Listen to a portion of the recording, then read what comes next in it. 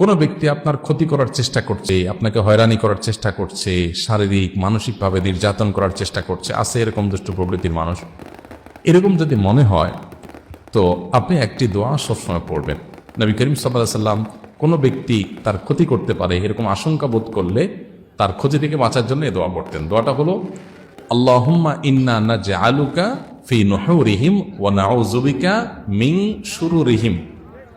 আল্লাহুম্মা ইন্না নাজআলুকা ফি নুহুরিহিম ওয়া নাউযু বিকা মিন শুরুরিহিম। অর্থাৎ, হে আল্লাহ, যারা আমার ক্ষতির চেষ্টা করছে, শত্রুতা করার চেষ্টা করছে,